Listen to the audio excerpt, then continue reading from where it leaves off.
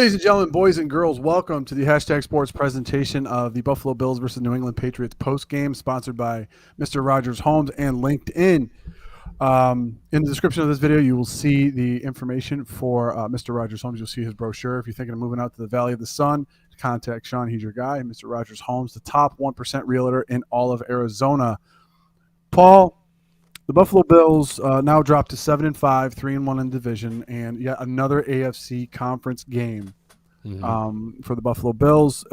It was stated at the beginning of the game, if the Buffalo Bills won, they would have been the second seed. If they lost, now they're currently the seventh seed. They're in the hunt picture. Yep, danger zone, right? Danger zone for the Buffalo Bills. So to try to, I'll get your thoughts in a second, but to try to, I don't know, spice things up a little bit, we brought in our friend Ray from Talking Football with Ray. He is a devout Patriot fan. So hashtag Nation, if you guys could keep the comments to a minimum. I know you're upset about the Bills' loss, but Ray's a very level-headed, objective guy. I'm sure he's going to give you his take on everything. So let's bring him on real quick. Razor, how you doing, my friend?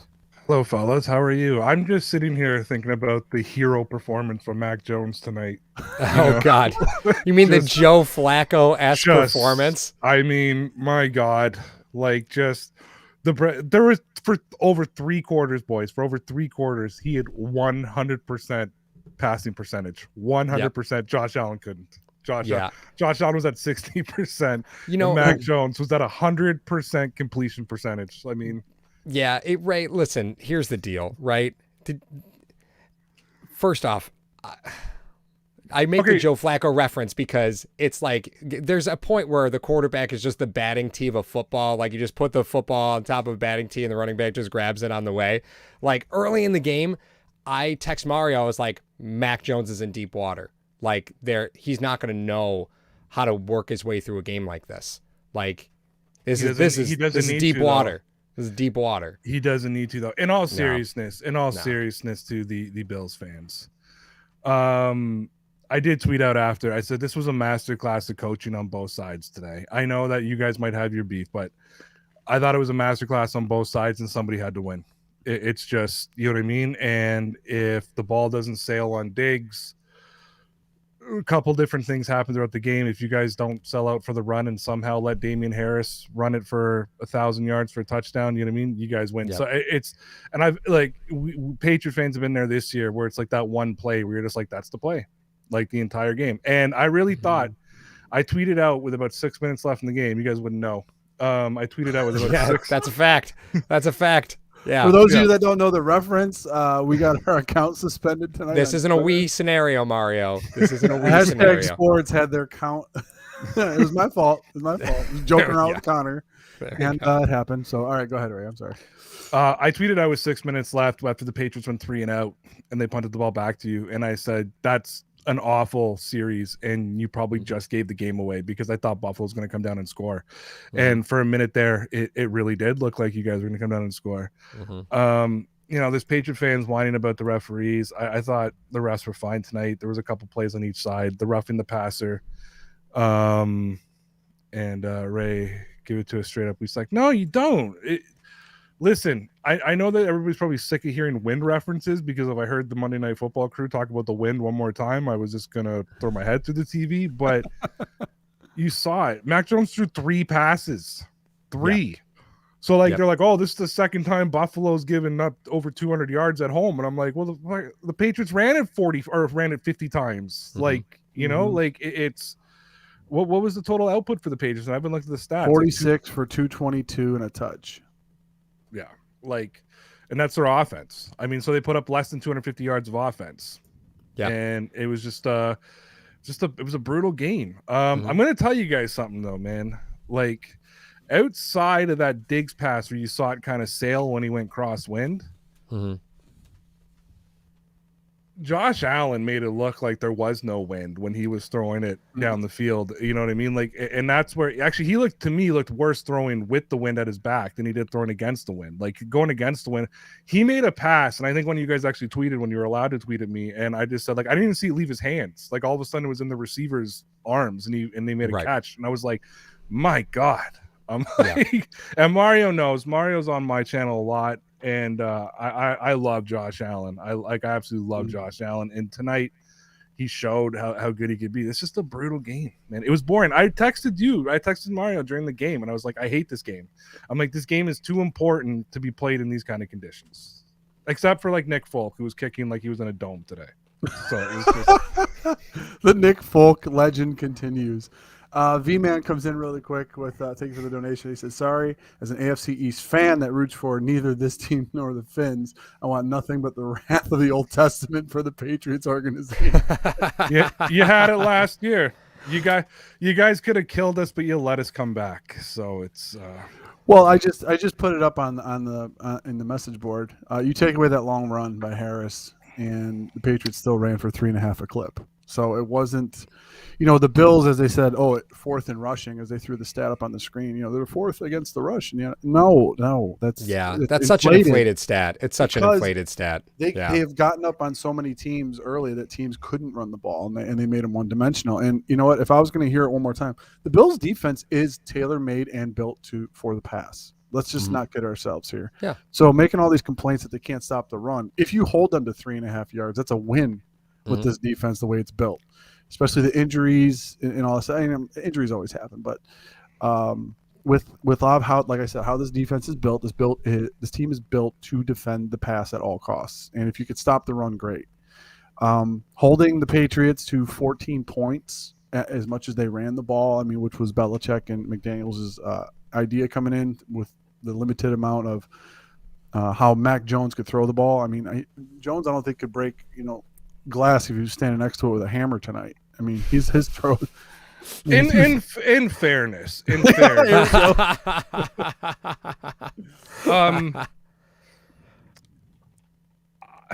I was wondering what I was going to say about Mac Jones. Like, I was really that was the thing I was struggling. What do I come on here and say about it? But I don't know how he would perform in this kind of game because he just wasn't there. Brian Hoyer could have played this game. Anybody they could have given Mac Jones a night off outside of the quarterback sneaks, which I think he does better than the other two quarterbacks. So I'm not sure why they wouldn't let him throw. I understand let the run game work, but it's not like the run game was working all night. You know what I mean? It's like it's not like it was a thing. And again, he could have made that pass he threw to Aguilar. I forget who the corner was. He made a good he made a good play on Aguilar, and then he threw a fucking screen. Then he threw a screen pass to Brandon Bolden. You know what I mean? It's so how do we really assess how he's going to play in this type of game? You can assess Josh Allen more, who looked to me very good. Right? I don't know how you guys felt as Buffalo fans, but as an outsider, I thought he looked good. The only thing I caught from him, the announcers called it a couple times too, is I didn't realize how much he panics under pressure. Not panics, but just loses his. I don't know. It's like he doesn't want to stand there and take the hit and just keep his eyes downfield. He's always looking for an out. That's what I noticed. At least tonight, that's what I noticed from him. Well, don't forget he came from Wyoming, where he basically ran for his life. This is old habit for Josh. And it wasn't until this year where we really saw Josh more in the pocket than ever. He's running less than ever. But today was a day where you kind of needed Josh to break, contain, and just go get those dirty yards. And there were times where he just wasn't going to do it.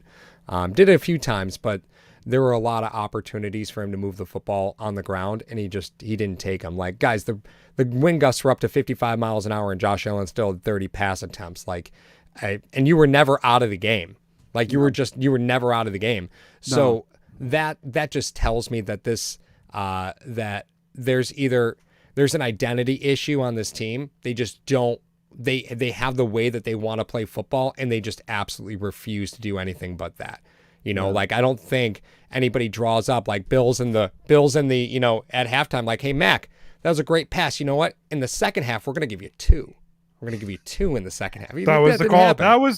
That was the call. What I'm just saying is just, you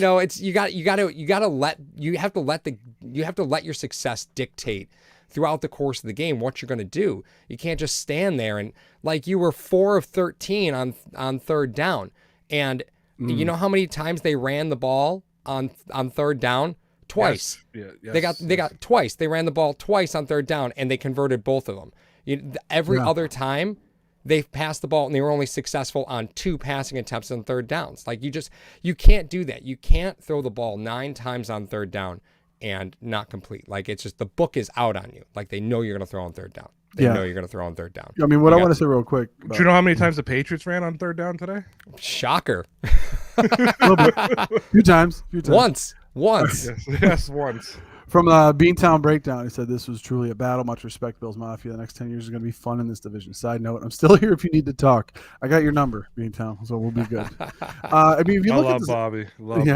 The statistics don't really tell the story because if you look at it, Josh Allen was only sacked twice for 14 yards. However, to Ray's point earlier, talking about panic, he's had guys in his face all year. He's had, he's coming right up the gut at him too, like right in his. So you have that much, pressure that you're going to experience all year with guys in your kitchen. You know what I mean? It was like, so the 2 sacks for 14 yards really don't say the story of tonight's game as far as Allen trying to battle the elements, battle Matt Judon, Barrymore coming up the middle, Wise coming off the edge. Like, if anything, if our account should have got suspended on Twitter, it should have been me, taking a shot at Deion Dawkins at halftime. And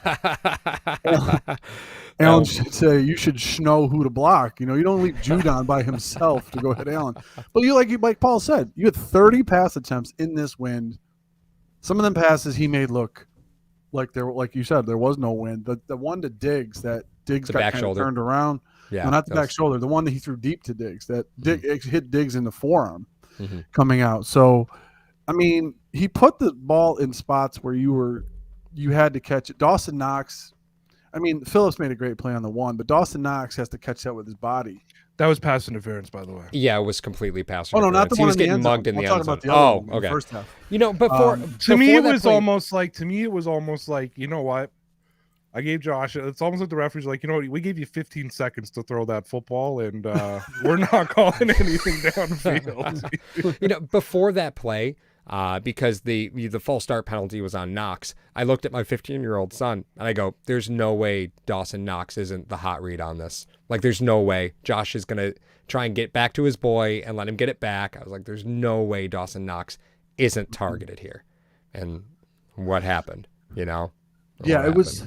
I mean, looking at it, we always talk about how the Buffalo Bills defense is built against the pass, so they're going to struggle against teams that happen to have a run-heavy concept, playing an extra tight end, or bringing an extra lineman, having a 250-pound fullback in there, what doesn't help, obviously. Which really doesn't help is the fact that, like I told Ray on his show, the guards had a lot of free releases up to the second level. The Bills really weren't eating up bodies on the first level for him. What by the fact that Harrison Phillips had over 10 tackles tonight. So he was just getting off block. The Bills offense is also built for the pass and only for the pass. So if the Bills can't stop the run and they cannot run the ball, as we've seen very effectively, that's really what's going to be the problem here. That's really going to be in any of these types of games. That's going to be the biggest problem because they're on offense, they're built to score often, and if they do not do that, it plays into the offense's hands of the other team, which tonight was 46 carries for 222 yards. Right. Well, and I mean, let's not, we got to give the Patriots credit where credit's due. In the last 4 games, they've held opponents to 6.5 points a game. Like, True. That's absurd. That's Absolutely. it's absurd level. Even at the start of the Bills season when they were, turnover, where they're just generating turnover after turnover after turnover, they were still, getting scored on 18 points a game. Even when this defense was probably at its best, they weren't what the Patriots have been the last 4 games. I mean, you could look at, and say, well, look at, the Patriots played, Tennessee and, they were banged up and they were beat up. Bills have played some pretty bad football teams too. Can I just point out for you guys that all of your super chats are coming from Patriot fans? So it's fun time. Do we pay your bills here or what? Are you guys trying to mimic the Bills Mafia where, like Lamar Jackson? Yeah, it's the charity. So you just we're the charity now? Yeah, we're the charity. That's okay. Somebody tweet. So on Thursday, we did a show and I asked Patriot fans if I asked Mike and Ross. I asked them if Bills fans are misunderstood, and we talked about the Tre'Davious White donations. We talked about you guys doing that in the past. We talked about the loyalty that Bills fans had. Like, said lots of nice things, and I got killed by Patriot fans for it. Like, killed. And then after the game tonight, I got like one person tweeted me and like 50 people like it. They're like, "Oh, Ray, should we make donations somewhere in Buffalo since they gave us so many yards tonight?" And we just killed. And I'm like, all right, well, obviously this is the last time I can say anything nice about Buffalo fans on my channel. So oh god, it's funny. It's like, wait, what was the one when Andy Dalton threw the pass to Tyler Boyd that broke the drought when they beat the Ravens, and everyone was donating to Andy Dalton's charity, and Tyler Boyd goes, "Hey, I caught the ball." That's right. And then they started donating to his a little bit. Yeah. So Paul, you got some statistics to throw at us. Oh, God. And you were not going to be happy. We're not going to be happy. Ray, you may be very happy about these stats, but Paul was not very happy with some of the drives. I think you were going over. Yeah. So I was pretty smoking mad about this. So like going back, if you take from the third and fourth quarter, mind you, the Bills only had 4 possessions in the third and fourth quarter, right? Wow. That's it, right? So not exactly ideal.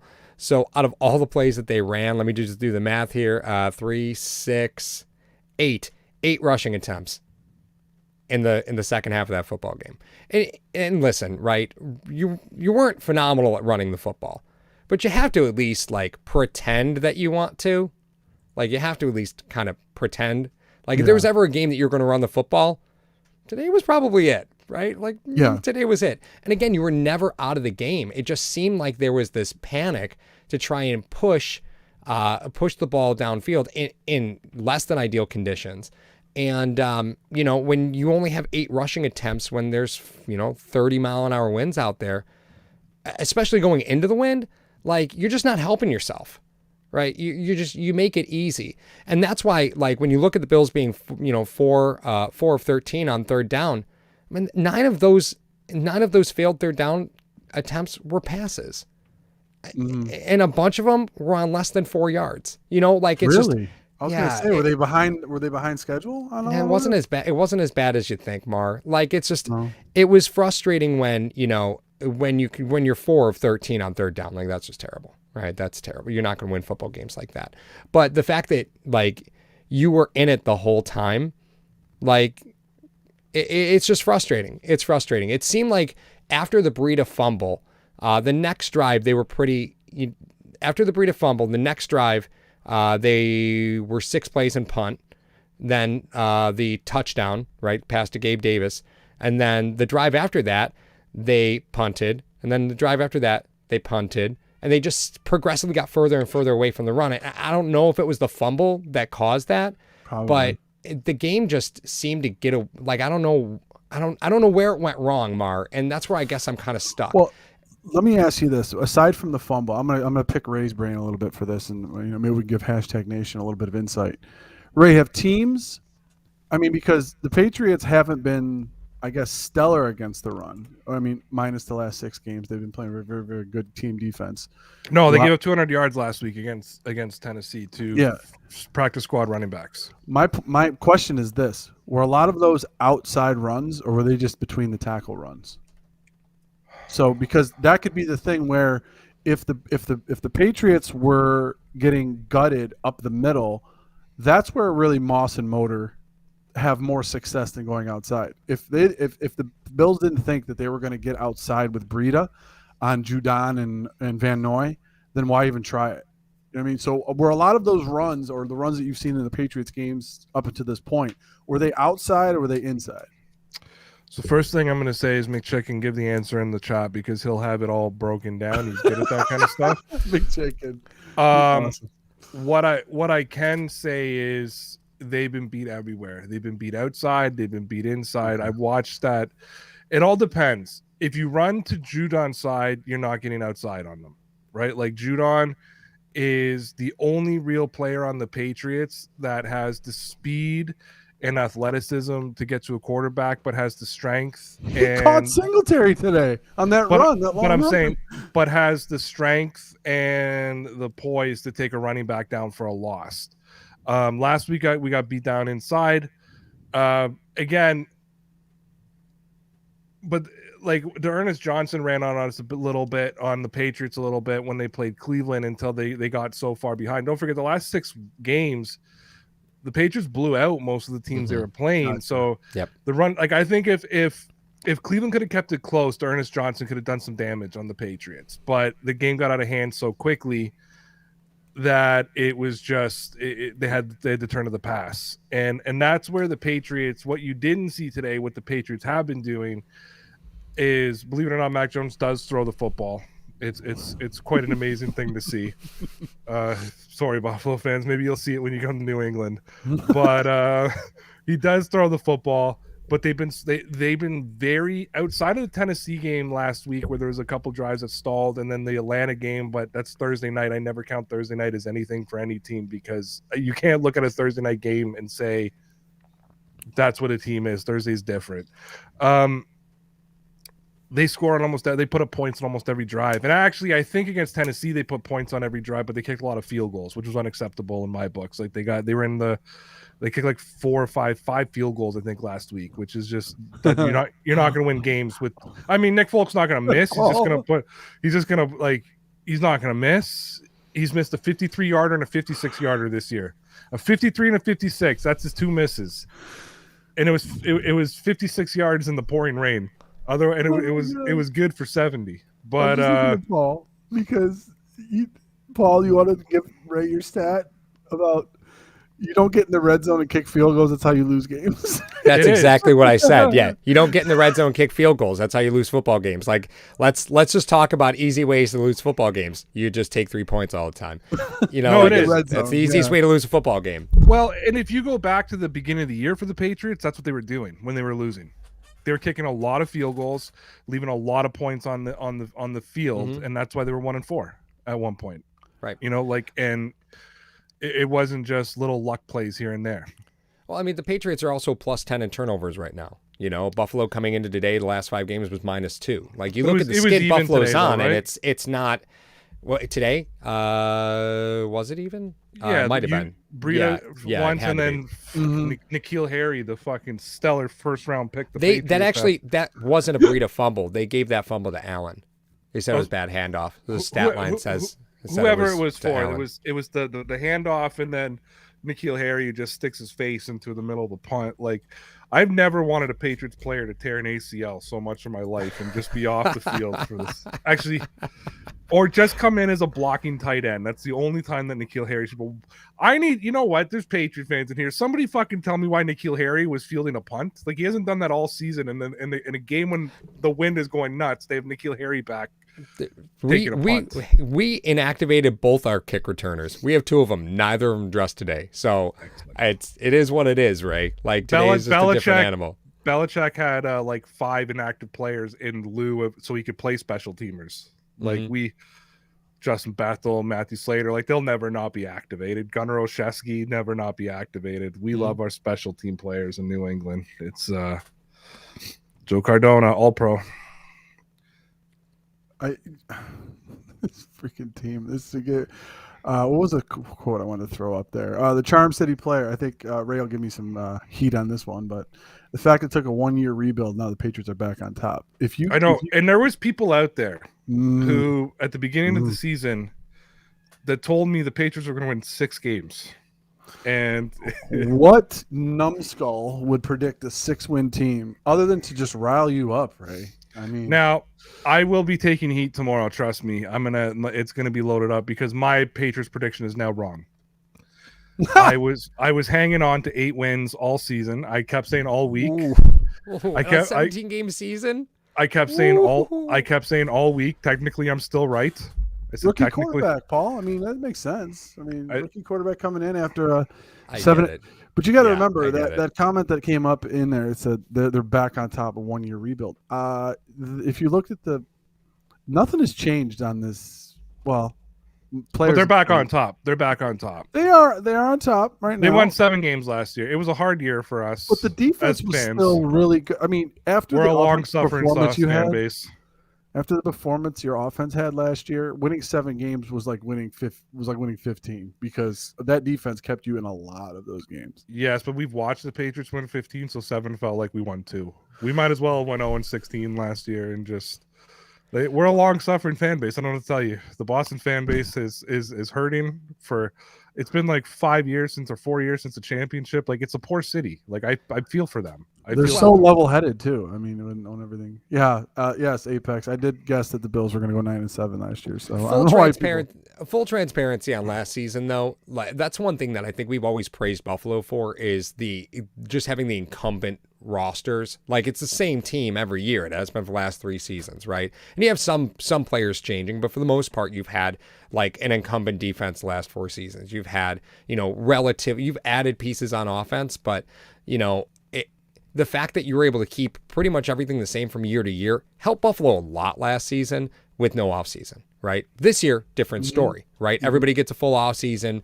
Everybody, gets players in the building early. Like, that having that incumbent team helps you to like change throughout the year, like, and to adapt to the things that you see throughout the year, because these players have all done it all at this point for you, right? Like, they've done everything. They've done everything you could ask of them over the last 4 seasons. They should be able to adapt. And it's just, it either, what we're seeing from the offense specifically, it's either, it's got to be Dable being just stubborn, or it's got to be Allen just being stubborn, and I don't know which one it is. I don't even think it's that, Paul. I think this team was put together and built to throw the ball. I mean, in a same draft that you trade a first-round pick for Stephon Diggs, you draft 2 other receivers behind him. Mm-hmm. That was going to be their goal moving forward, was that we're going to be a throwing team. We have Josh Allen that we wasted. Mm-hmm. Wasted. Oh, you better watch. We used a first-round pick and all those resources to try to get. You passed on Mahomes to try to get those resources for your strong-arm quarterback. You give him Stephon Diggs. You give him all these weapons. You try to get more, guys coming into when they first came into the Bills. Not saying now. I'm saying when they first came in, we're graded higher as pass blockers. Mm-hmm. Above average, let's just say. And that's what they were going to do. We were going to live by the sword and die by the sword. And, what mixed in there should be some things that you did differently than last year. You can't just do the same stuff that you did the year before and expect it all to work and expect defenses not to be prepared for that. Mm-hmm. That's what you have to do. We got a couple of super chats I want to go to really quick. Triggs coming in saying, I don't get why no jet sweeps when you have Breida. It's kind of like an unwritten rule now in the NFL. If you put the ball on the ground, you're not going to see the field anymore because they're not going to risk it, especially in a game like that. That might have stemmed from Belichick, honestly. And V-Man, that got Stevenson in trouble, man. You fumbled. Yeah, Stevenson got to ride the pine for a few weeks. Stevenson didn't ride the pine for fumbling. Oh. Everybody thinks it's fumbling. That's not why they were pissed at him. When he fumbled the football, if you watch the video if you go watch the film on that, by the time the referee blows the whistle, he's already out of frame of the camera. Like, he didn't even try to try to fight for it. And that's what they're flipping on him about, because he thought he was down, and he was. If you watch the replay, he was down, but they didn't give it to him anyways, but he thought he was down. So Miami jumps on the ball. He waves at it and just starts walking away. In comes offensive linemen. In comes all these other players trying to fight for the ball. Miami gets it. It's really tight. I mean, people say it's obvious. I mean, like, it's like millimeters, and they don't get it. So I thought that everybody kept saying but if you listen to when they interviewed the coaches all week, especially the running back coach, he wasn't talking about fumbling the ball. He was talking about, like, I don't care what you think happened, you come out of that pile with the football. So behavior. Okay, so it's behavior. Yeah. So it's behavior. Well, you can't blame people for jumping on the train that you don't fumble in New England. Like, New England for years was the team that fumbled the least in the NFL. Like, I will point out though that and I'm not here. I don't have the energy to debate tonight, but when you have Tom Brady, you have a little bit more leeway just to bench somebody. You know what I mean? Especially a team. And let's also not forget that New England is now a team that runs the ball 50 times a game or 40, but at least runs the ball 20. I mean, it's on a regular game when the winds aren't a million miles an hour. And I'm telling you, I'm here in Toronto and and the wind is whipping here. Like I thought my tree was going to fall over. And I tweeted out before the game, I'm like, if the wind, and I know that the winds are worse in Buffalo than they are here. And I was like, if this is the wind here, like I'm watching my car rock. I'm like, if this is the wind here, it's going to be insane in Buffalo. Mm-hmm. And, because like I don't know, for some reason the lake effect just keeps going west at you guys, southwest. But yeah. Anyhow, it's what I was getting at is they run a balanced offense. So before, when you're throwing the ball 35 times and running it 10 times, yeah, you bench your running back. Like who cares? Like you only had 2 more carries anyways after the third quarter or second half, first half, and you got a couple other guys. And it's a little bit different now, right? Because they lost James White for the year because they had a 5 running back stable going into this season. JJ Taylor, James White, Ramondre Stevenson, and Damian Harris. Brandon Bolden's a special teamer. Right. And he's been a great third down back, but he's a special teamer. He only stepped in because James White went down. I don't think your team's broken, by the way, just so you guys know. Like, I don't think Buffalo's broken. Again, stuff happens. Like, tonight was a night. Mario, I tweeted it at you, right? I was like, this is such a shit game. I said, this is a shit game. Like, in this kind of situation, I wish you guys had a dome. Because, like, because I found out that people in Buffalo want a dome. I just found that out last week, so that's why I say that. But this was a game that I was like, the implications of this game, like we were talking about it on my podcast before the game started, and I said the difference between winning and losing for the Patriots today is the 1st seed and the 5th seed. And that was the same. I think you guys would have been, the Bills would have been 1st seed if they would have won. So it was the same for you. Yeah. No, yeah, they were we would 2 have been or now they're 7. Yeah, we've been 2. Currently. Yeah, we would have been 2 seed. But I'm saying, so that's those are big implications to a game. And this game was shit. Even though the Patriots came out, that's why I'm not here gloating. Like if this would have been a game that ended up like 28-24 and Mac Jones outdueled, Josh Allen as if they're both on the field at the same time, but that's what the narrative would have been anyways. And I would have been here laughing, joking, celebrating, having a good time. But like, I watched the game. I mean, and the Bills are a team now. I'm not an overreactive fan. Like I don't get stressed out in non-stressed out situations. When the Patriots when it's 1st and goal, I don't even celebrate a touchdown because I know they're going to score it. Like I just calmly watch. And my wife's like, "Aren't you happy?" I'm like, "Yeah, but I knew they were going to score." It was 4th and 14, and I tweeted out, "This is the most stressed I've been about a 4th and 14 in my life," because I really thought the Bills were going to convert it. And I thought with this defense, if I can say anything on that play, with the defense that the Patriots gave you, I think that you guys made a mistake putting everybody in the end zone, because I think that you could have thrown it 10 yards and picked up that additional 4 with that zone. They were giving it to you. Yeah, Beasley was open. Yeah, that was total misread. Amar and I talked about it before the stream started. We're gonna get to that play. Yeah, we'll get to that. I think there's one more super chat that you got to get to. Yeah, there's one more. Can I just throw out a shout out to Miles Bryant on that play? Because he could have picked the ball off. Yep. And he didn't. He swatted it down. And I really, it takes discipline for a DB to do that, but it was so much better for him just to swat it and take the ball up the field. Yeah. And I just wanted to shut him out for that, because that JC Jackson would have caught it and would have just gave it to the Patriots at the 6 yard line. He would have tried to score. I mean, but before we get to the super chat real quick, Ray, you got to start listening to me more, man. What did I predict on your show? The score for this game? 16-10 or something 16-10. like that. I told you. Yeah. And then they said who, and I said take your pick. Honestly, with these 2 teams. All right, super chat coming in from V-Man 29397. Off topic, but since it's past 12, moment of silence to commemorate the 80th anniversary of the attack on Pearl Harbor. Awesome. It was 12/7/41. That's right. Mm-hmm. So I think Paul is going to have a word from our sponsors. Oh, that's right. Yeah. So for the hashtag yeah, that's true. So we've actually added a new sponsor. So they sponsored the halftime show with Joe, who was calling the game live. My condolences to Joe. That had to be a tough one. Yeah. That had to be a tough one. These days, it can be hard to find the right candidate for your small business. And that's why LinkedIn Jobs has made it easier to find the people that you want to talk to faster and for free. And listen, I have a bunch of jobs I'm hiring for at work. And believe me, I would love to have a system where it picks the candidates for you. That's not the world I live in. I would love to have LinkedIn Jobs help me.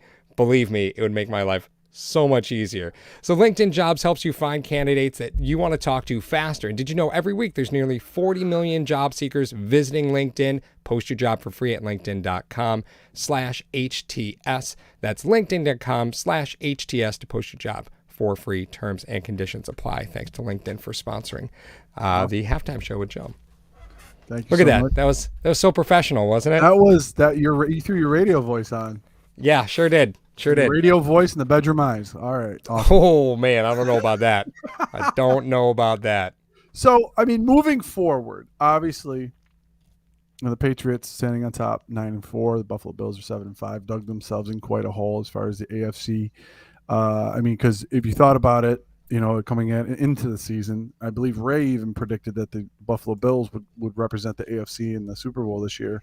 I never said anything like that. I said the Patriots would win 12 games. But no, I did. I still think Buffalo's going to I honestly, deep down, still think Buffalo's going to do it. I mean, can I ask you guys a question? I thought of this weekend. Sure. The Buffalo Bills team that beat the Chiefs. Yes. Okay.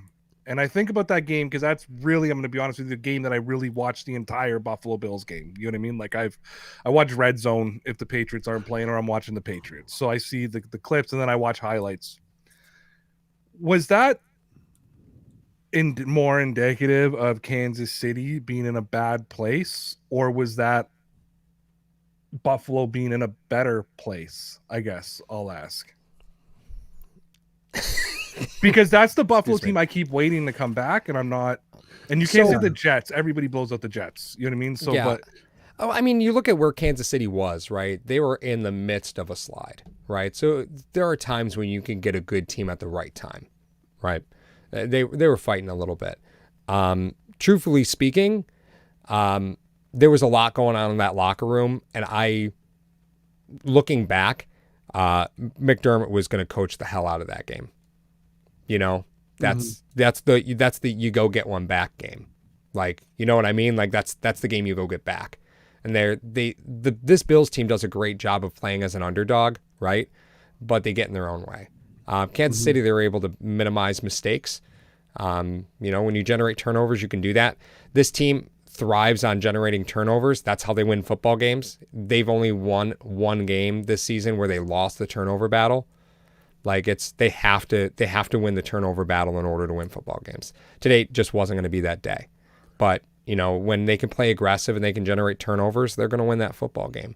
But there's just times like today where it's just not possible, right? It's just if there's one thing that the Patriots weren't going to do was turn the football over. Like they just weren't going to turn the ball over today. Mar, I don't know what do you think? Well, I look at it as the things that we talked about before. I mean, this defense.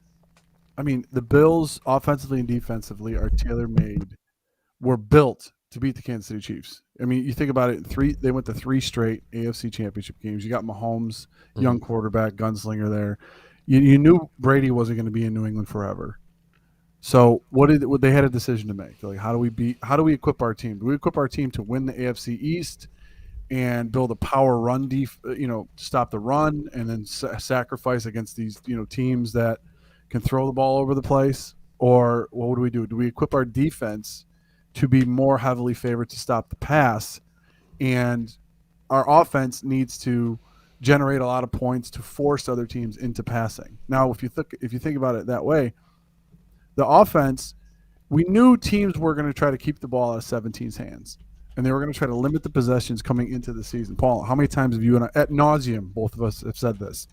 So you're going to have to make do with the possessions that you're given, and you can't always rely on getting turnovers by your defense in order to get those possessions. So you got to score, and you got to score often in the possessions that you do have. And in the games that the Buffalo Bills have lost or been behind, they've failed to do that. I think there's one game they only had 2 possessions in the 4 possessions in the first half. and then he had like 3 in the second. Like it was bad. It was really bad. So I think it's a matter of, it goes to how you've equipped your team. I really think that's how it goes. I mean, they are tailor made to beat the Chiefs. They are not tailor made to beat the Colts or a running team like the Patriots. And before we get on to that, I just want to go to a super chat really quick from Matthias. Hot take: was getting Sanders into the building counterproductive? Ooh. Allen/Dable seemed to force it to him instead of supporting Bees and Diggs. He eats into their targets. Well, I think Diggs is your long-term guy. You got him. You got his contract for 4 years when you traded for him, and Beasley might be done after this year. I mean, you don't know what his contract is going to hold, but he is a free agent, I believe, after this year. So, and Sanders is going to be just on a 1-year deal. I think what you wanted to do with Sanders, and I'll kick it to Paul. What you wanted to do was you wanted to try to get attention away from Diggs. I mean, the guy caught 145 passes last year. You knew he was going to be the focal point of any defensive coordinator coming in. So you lose John Brown and you pick up Sanders in order to try to level out that playing field so that you could get Diggs open a little bit more. You could get Beasley open a little bit more. Dawson Knox has definitely benefited from Emmanuel Sanders being on the field. But, I mean, say what you want about Dawson Knox. We'll get into that. But what do you think about that, Paul?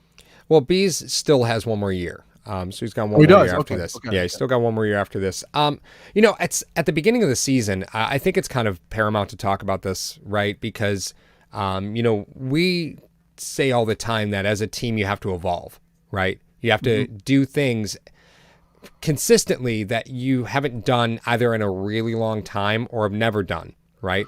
Adding a player like Emmanuel Sanders the first 4 weeks was different, right? But the NFL figures you out at some point, right? And you have to kind of evolve how, you use your talent. And I don't know if this team has done that with Sanders yet. He's too good a player to kind of fall to the wayside. So you still do want to try and get him the football. But the fact is that his role hasn't changed since week 1. No. What they've asked of him to do hasn't changed since week 1. And the NFL figures you out. Like, Ray, you could support that, right? Like, that's why, like, sometimes you'll watch the Patriots, they'll throw the ball 47 times in a game for absolutely no reason when they easily could have run on the team. And then other games, they'll run the ball 38 times a game because those are the things you have to do to stay competitive in the NFL. Well, I'll give you a prime example of that. And it was against the Jets. I think it was week 3 or week 2, whatever it was, whenever they got the Patriots got their first win. And they had a 2-score lead with like 6 minutes left in the game, and they got down to the 10-yard line. And they ran the ball 3 times. Didn't try to attempt one pass in the end zone. They ran it 3 times right up the gut. It wasn't even creative. It was just 3 runs right up the gut. They got a yard per play. They kick the field goal. Nick Folk doesn't miss, so he puts it through the uprights, and they go up by 3 scores. Patriot fans were pissed. Like, oh, McDaniels this, McDaniels that. And I was like, guys, all they needed was a field goal to seal that game. There's no reason week 2 to show anybody anything. There's no reason. And the Patriots are a team, for the most part, they don't do this on run plays because there's only so many you can call, but on passing plays, they're a team, and they've talked about it, that they have over 100 passing plays because, for the most part, once they run it twice, it's out of the playbook so that it does not exist anymore, right? Now, I don't know if it's like that with Mac Jones because he's young, but it was like that with Brady. So right there, though, don't give them anything. Like, you run the friggin' football 3 times, you get 3 yards, you kick the field goal, you seal the game, you go home, and you start practicing for the next week. Where there's teams out there that'll run a trick play to get a touchdown on a game that didn't need a touchdown. All you needed was a field goal to seal it. And I think that's where, they talk about the chess versus checkers. It's the little things that the Patriots do. I go back to, I'm sorry, I'm digressing, but I go back to 2014, the Super Bowl 49, the Deflategate year. But they played the Kansas City Chiefs on Monday Night Football. They were out of the game. They were down by 3 scores. And I don't know, I'm going to fast forward to a second before we go backwards. Do you remember the double pass against Baltimore in that playoffs, the Edelman to Danny Amendola? Yeah. They called that play in that Kansas City Chiefs game. And basically there was an out for that. And if the players didn't get the coverage, they would call it out and the ball would go somewhere else. It wouldn't go to Edelman. And they called it on the field and they called it out. The ball ends up actually going to Brandon LaFell and they score. And it was all in the thing. If they run that play in Kansas City, they don't have it in Baltimore. Yep. You know what I mean? That's true. So there's a time that, first of all, I thought, why are you calling this play down by 3 scores in the third quarter? But then when you watch the do my job, do your job after. But the fact that the Patriots know when to call off those type of plays and just keep things in their pocket when there's no point of putting it out there on the field. Yeah, I think too, Ray, and maybe you can back this point up. We've talked about it quite a bit about the Patriots for years. When they have games in hand, like when the game's in hand, he'll just start running plays that he doesn't plan on running ever again, just to force other teams' defenses to plan against that. Now, have you seen that happen quite a bit? Like, obviously more so in the Brady era, where he would just run plays. I mean, they got a 14-point lead. It's pretty much sealed up. Instead of just running the ball out and trying to eat clock, they'll throw plays in there that they don't even plan on running ever again, just so defensive coordinators have to spend time during the week planning against it. Well, he would do 2 things, and I haven't necessarily seen them do that this year, but it would all depend. Like if they were playing a divisional team or they're playing they're playing the Bills of old, and the Patriots up 4 scores going into the fourth quarter, but we got the Kansas City Chiefs the next week. He'll run an offense. He'll run a regular offense and just keep piling up the score on you because the Patriots had an intimidation factor. They wanted Kansas City to see them put 40 points up the week before because that makes a defensive coordinator think, right? Like this team is capable of putting up those points. That's why when every other quarterback in the league sit their quarterbacks when they're up by 3 or 4 scores in the fourth quarter, but the Patriots would pull Tom Brady on the kneel. Brian Hoyer got to knee the ball. He got to go victory formation because the Patriots believed in the intimidation factor, right? I mean, and it was there for a long time, not just Brady because of Brady and Belichick, but nobody outside of the Baltimore Ravens, nobody wanted to go to Gillette Stadium. Like, who wanted to play Gillette Stadium in December? You weren't going to beat the Patriots. The only team that ever walked in there and stuck out their chest and didn't give a fuck was John Harbaugh in the Ravens. They had 0. And then later on, near the end of the sort of dynasty, Vrabel and the Titans had no fear of going into Gillette Stadium. But a lot of teams would crumble as soon as they get there. And it was... if you look at the Buffalo Patriots series, how many games did the Patriots blow out the Bills in Buffalo? Not a lot. They were a lot tighter games in Buffalo, than they were when you came to Gillette Stadium because Gillette Stadium was just a different place. So again, when it came to the Patriots, it all depended where the game was because they ran up to score way more at home than they did on the road.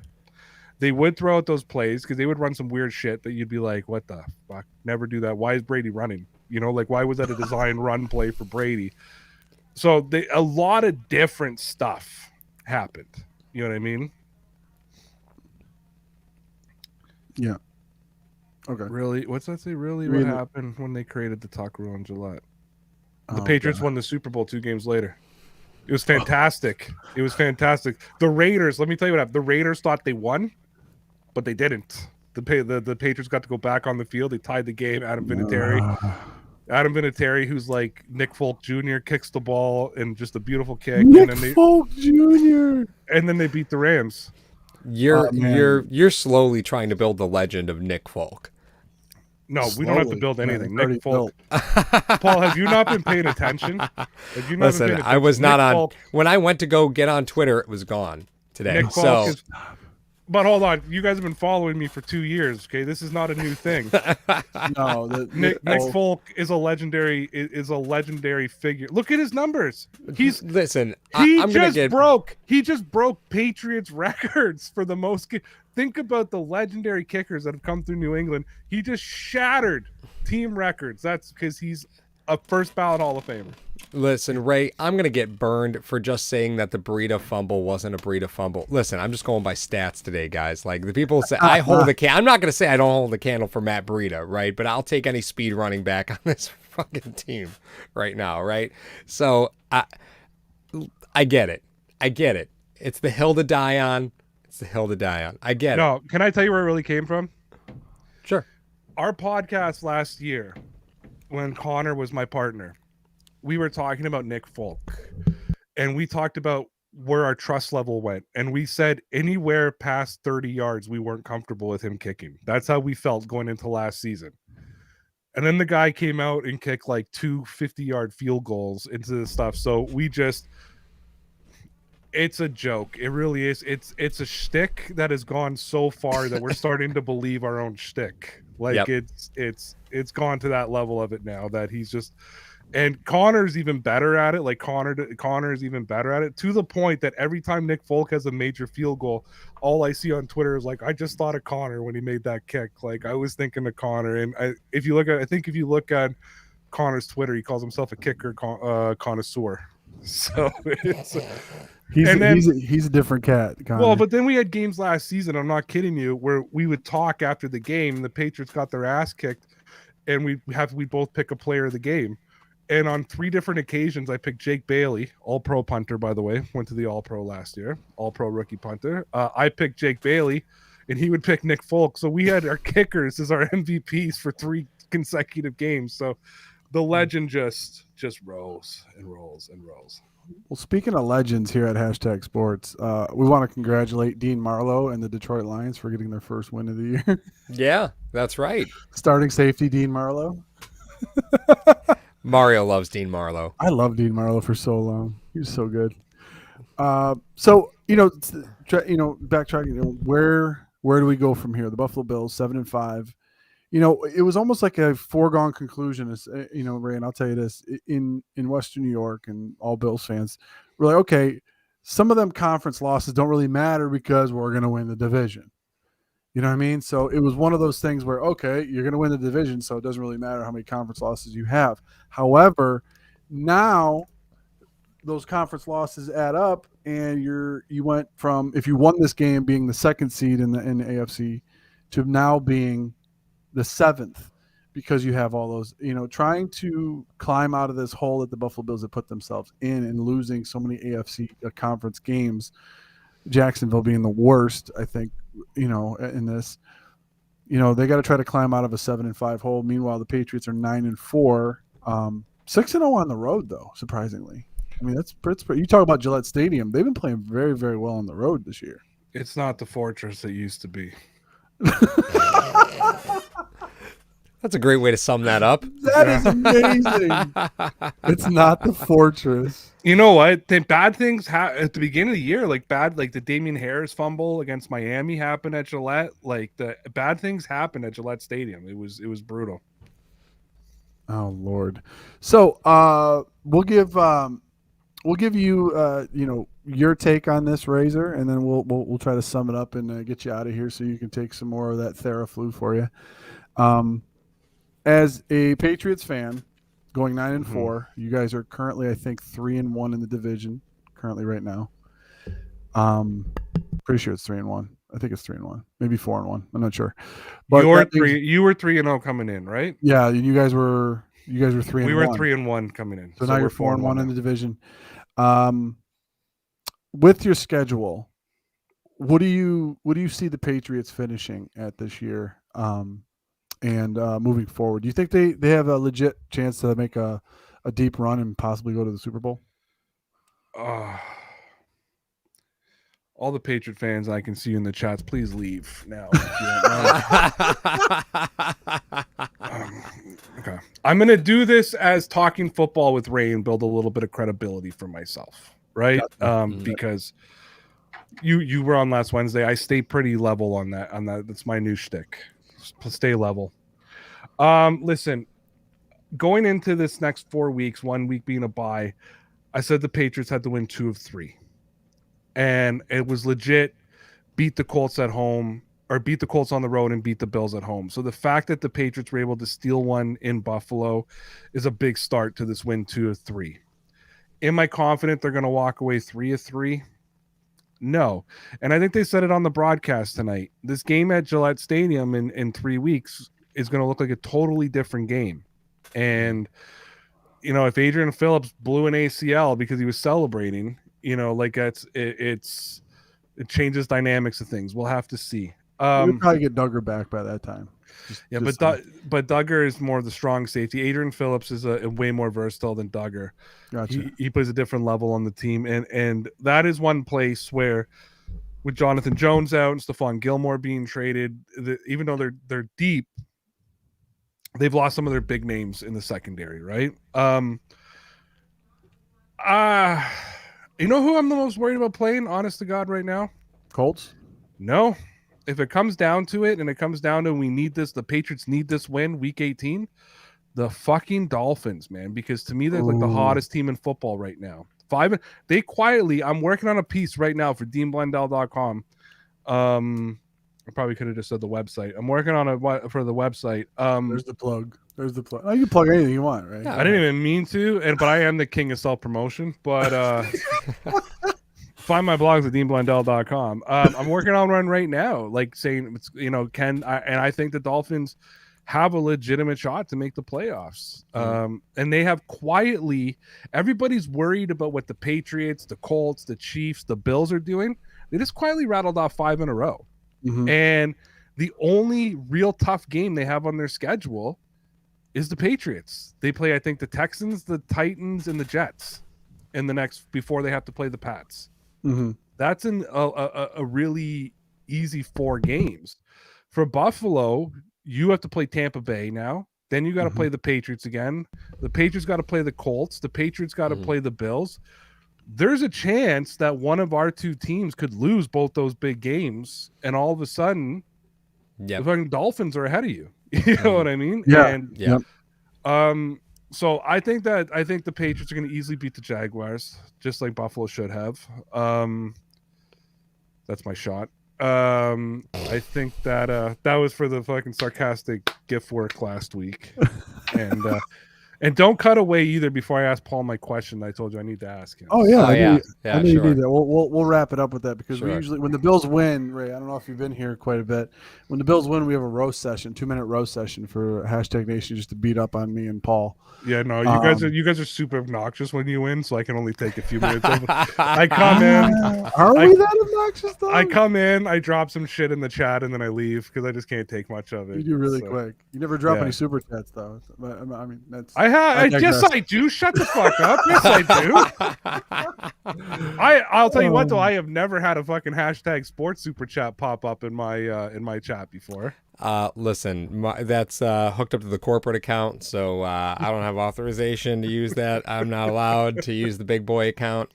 Listen, Ray, it's not my fault you broadcast the same time as The Voice. Okay, it's not my fault. You go live the same time The Voice is. The Voice is a good show. Don't even fuck. It's a banger of a show. It's a banger. Ray, didn't you tell me the other day you farted on the bus and 4 people turned around? You thought you were on The Voice. I'm just kidding. Paul, he just can't even with me. All right, the Buffalo Bills schedule coming up, as Ray has highlighted. You know, the Bucks, the Pats, you got the Jets and the Falcons in there, and Carolina, I believe. Okay, those are the 5 remaining. What are the Bills going in the last 5 games? What do you got? Because we always want to look ahead to next week, and I'm terrified of this team right now. We can't ask all the Bills fans to leave the chat because that's all it's here. Yeah, so I mean, to save hope, right? You can lose 1 more this year. Like that's it. Like to save hope, you can maybe drop 1 more this year. 11-6. But that's it. Like, but it's got to be Tampa. You realize it's got to be Tampa. Yeah. Tampa's the game that you can else. drop. Yeah, Tampa's the game that you probably can drop. You can't lose to the Patriots again, right? No. You can't lose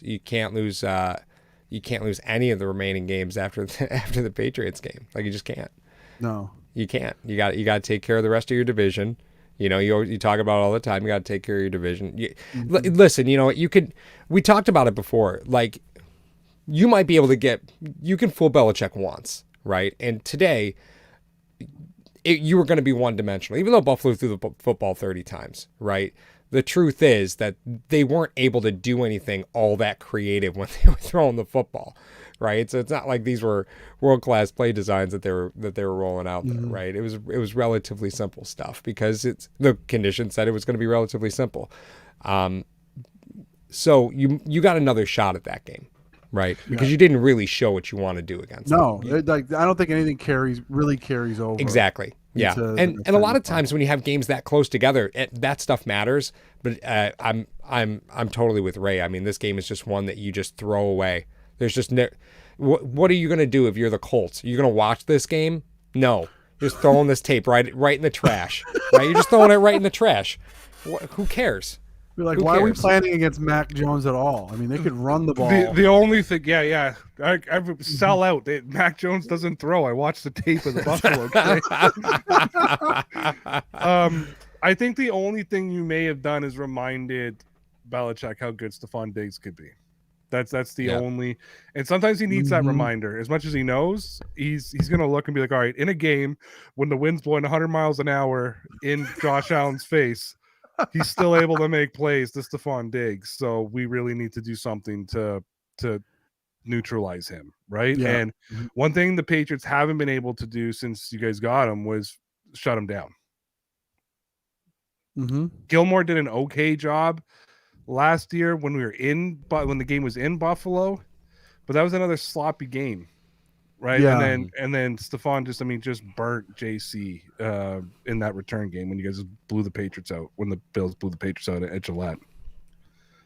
Yeah, I'll say this as far as the Buffalo Bills go. 11-6 is the worst you can do right now to try to make the playoffs, because there are a lot of teams that are around that 6-loss, 5-6 loss area. It's going to be very tough for the Buffalo Bills. You have to go 5-1 in the division. You got to beat the Patriots when you go to Gillette, which is not going to be easy. As I stated before, the Buffalo Bills defense is really kind of tailor-made to go against the Bucs. I'm going to say with Trey White. Because it's going to be a tall task for Wallace and Jackson to take on all of those receivers. Godwin just had 105 catches the other day. You look at a lot of things that the Buffalo is doing. You can lose one more, and that has to be an NFC game. You can't lose any more AFC games. Nope. And the way that it works with the Buffalo Bills, you left a lot of plays on the table today. Even though you gave up 222 yards rushing, you were still in a point multiple times in that game to try to win the game. They showed the play even before the drop in the end zone by Knox, where Diggs was all by himself in the middle of the field. Allen he had too much pressure in his face to see him. So there were plays to be made in that game in order to score. So although the loss is a division loss, it's an AFC loss, AFC conference loss, it's not all. There are some positives to take out of this game, as bad as it was. And like I said, and Ray and Paul have echoed it, you're really not going to take anything from this game into next game when you play the Patriots. We're going to see how that goes. We're going to see how they fare against the Bucs. If you guys want the division, though, I think you have to beat the Bucs. You do, yeah. You got to run the table because if the Patriots beat the Colts and you lose, and the Bills lose to the Bucs, that's pretty much going to be all she wants. Yeah, exactly. Unless the Patriots just collapse after that. Even if you beat them at Gillette, all they got to do is beat Jacksonville or Miami, and that's pretty much it. Yeah, but Miami, like you said, is always the thorn in the side. No, I know. They just got to beat Jacksonville. Everybody can beat Jacksonville. I'm going to fight you. I really Sean in the chat. Mr. Rogers Holmes. Thanks again, Sean, for being here. Was it over when the Germans bombed Pearl Harbor? Wow. No. It's a great Germans, reference. Forget it. He's rolling. That's fantastic. Reference right there. It's great reference. So hashtag Nation. If you didn't yet, please... hold on. Are we not going to correct that it wasn't the Germans that bombed Pearl Harbor? It was from Animal House. It's Animal House. I don't know. Obviously, we know. You've never seen Animal House, Ray? I'm a little younger than you guys. Oh my god. Oh. Well, we have to. God. Well, I mean, before all you guys leave, make sure you drop a like in the. I'll get to it, Ray. I got you. Make sure you drop a like or dislike because engagement's engagement, and make sure that you follow us. We got some episodes coming up. Ray has a very signature question to ask Paul, and then we are done for the night. I can't wait for this. All right, all right, Ray. Go ahead, Razor. I heard rumor that I was going to get asked a question. I'm so excited to find out Do you know what the question is? I would love to know what your question is. Perfect. First of all, the guy snorts at me because I didn't see Animal House. All right. First of all, let's set this up because this was the same video, which is just lovely now. So we did a bit of an AFC East triangle this year on the hashtag channel because reason we can never seem to get a Miami guy to show up to our round table. So we did this triangle and I stayed pretty neutral the whole time, had a good time. Mario comes out, says the Patriots are going to win 6 games. I'm like, fuck you. I have my big reaction. So these guys are driving around in their Ford Pinto doing their video. You know what I mean? And Paul says, I watched, your thing you did the other night. And Ray, he reminds me of us, and he starts talking all this shit about Mac Jones and the Patriots and this and that. Is that what I said? No, you weren't talking shit. Paul was talking shit about This guy. Jones. This guy right here. And I was like, oh, okay, fuck this guy, whatever. And then, but I'm like, whatever. And then I see this. I see Mario grab his coffee, and I'm like, oh, holy fuck, look, they're drinking Tim Hortons. For those of you who don't know, I'm from Toronto. I'm from Canada. This is a very fucking Canadian thing. It's got a maple leaf on the top. Fucking, Tim Hortons is a thing. It's fucking, we drink Tim Hortons. And then I watch Paul, and it looked like a Boston cream, and I just didn't understand it. And he did it twice. Nope. It definitely wasn't on a Boston cream. Maybe not a Boston cream. Maybe I can't remember what it is. Angel cream. Angel cream. But vanilla cream. Sorry, vanilla cream. And it was a very small donut. It wasn't a big donut. Right. Yeah. And this motherfucker ate it with 2 hands. 2 hands, Paul. I watched this. Mario's talking, and all of a sudden I look over and Paul's like, I can explain this. Hold on. No. So you motherfuckers are talking about the Patriots, and I couldn't even pay attention because all I'm doing is going, why the fuck is he eating a donut with 2 hands? Who the fuck eats a donut with 2 hands? I could. There's actually the guy who's talking shit about Mac Jones is eating a donut with 2 hands. You can't defend Mac Jones. He threw 3 passes today, Ray. Was his passing percentage better than Josh Allen's? It wasn't hard to do. It was a fucking warrior performance by Mac Jones today. Anyhow, go ahead. I'd like to hear why you eat a donut. Mac Jones I'm very disappointed. Mac I don't even care about Mac Jones. Talk shit about Mac Jones. I want to know about the donut. That was... Yeah. You got to think. I've been thinking about this since August, man. Like, it hasn't left my mind since August. Okay, I can explain. So, you may not know this, right? But I'm actually, in real life, I'm quite big. In real life, I'm very large. I'm actually, a lot of people think because I sit next to Mar's 6'5", right? Everybody thinks I'm like 5'7". I'm not. I'm 6 foot. Every person we meet, Ray, is like, wow, Paul, you're taller than I thought. You're taller than I thought. Yeah, it happens all the time. You're how tall? I'm 6 foot. Okay. But Mario and I have almost the same size hands, right? I have massive hands for being 6 foot tall.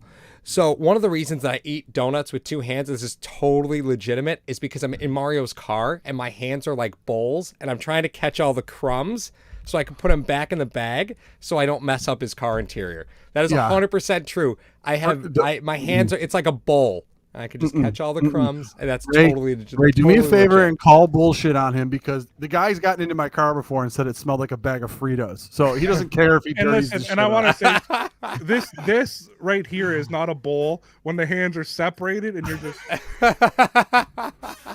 and you're acting like, I'm 6 foot. I'm actually really big. I'm 6'1". I can eat a donut with 1 hand. It's a fucking, I do want to point out the Frito quote is 100% accurate, although not thorough. I said it smells like Fritos and shame in here. So there's a whole, you have to add in the Fritos and shame. He left out the whiskey. It smelled like whiskey. Mac Jones and the New England Patriots. Thank you for joining us for our post-game presentation, hashtag sports presentation of the post-game of the Buffalo Bills versus New England Patriots, the Mac Jones-led Patriots. Mac Jones, dude, like the dude that doesn't do anything Warrior. but gets an A on the Warrior. exam. Group project. Did the Patriots have more punts than passes today? Hold I on, think they maybe, might have. but I don't That's care a right now. maybe. That's Just a give me maybe. a second. I want to see his quarterback rating for the day. That's MVP Nick Folk. Nick Falk. Fuck, he's kicking. Nick Falk is kicking field goals, 1,000, almost like 200 mile-per-hour winds, and Nick Falk is kicking it like it's a fucking like it's. Mac Jones was an 84 he's in a QBR dome. today, by the way. If this broadcast went to 130, it would be a tsunami in Buffalo. Like, how does the weather keep getting worse? the Josh longer the Allen at a broadcast? 75. Yeah, Mac Great Jones had quarterback rating, by an the way. 84. Listen to this 84. stat line. Listen to this stat line. 2 for 3, 19 yards, no interceptions, no sacks. He fucking rushed the ball 5 times for -3 yards. Okay, like this. We had 16 overall yards. His That's long was a 12-yard pass. Fumbled once. They gave that to him as a fumble because Damian Harris fucking dropped the football. Hey, listen, they gave the Matt Breida one to Josh Allen. But that was a pitch though that went into his hands. It wasn't a handoff. I don't think it made it to his hands. No, it did. It bounced off his hands. It bounced off his hands. For the record, the Patriots did have 5 punts today. So, for the record, Well, they 5 did punts, that. Let me 3 tell you what. attempts. Let me tell. That's Let me tell amazing. you why. Let me tell you why they did that. Jake Bailey, he's had a bad year this year. He hasn't been as great, and they're very concerned about his All-Pro status. oh So- god, oh god. So they had to get him some punts to make sure that's why they went 3 and out with 6 minutes left in the game. Jake Bailey was like, "Hey, I need to kick a 76-yard punt right now and just show everybody that I got the fucking leg." That Paul echoes my sentiment at this point. Jake Bailey is gonna be a first ballot Hall. He's gonna be the first fucking punter to be a first ballot Hall of Famer. First one. Is there a punter in the Hall of Fame? Great guy. Great guy. Oh yeah. Fuck. They're gonna kick him out. The guy played for 28 years. No, they're gonna kick. They're gonna kick him out so Jake Bailey can play in the fucking. Well, we'd like to thank everybody for joining us. We'd like to also especially thank Ray for taking time out of his day to join us here on Hashtag to give us his insight behind enemy lines. If you want to go follow Ray, I'll put all of his information in the description of the video. I didn't get a chance to do it because we wanted to get this out because all of us have kids and we need to get some sleep. So It's not that late for Ray. After the exchange rate, it's like 10 o'clock at night. Oh man. It goes higher for us. It's like 4 in the morning right He's now. actually got to get up in like an hour. I'm actually an hour. I'm an hour late for work, really. But we want to thank him, and like I said, I'll put all of his links in the description of the video following this broadcast. You go check him out. He has some really great objectives for all of the NFL, not just the Patriots. So make sure that you check him out. For Paul, Ray, I am Mario. This is Hashtag Sports. Until we meet again, go Bills. Free healthcare.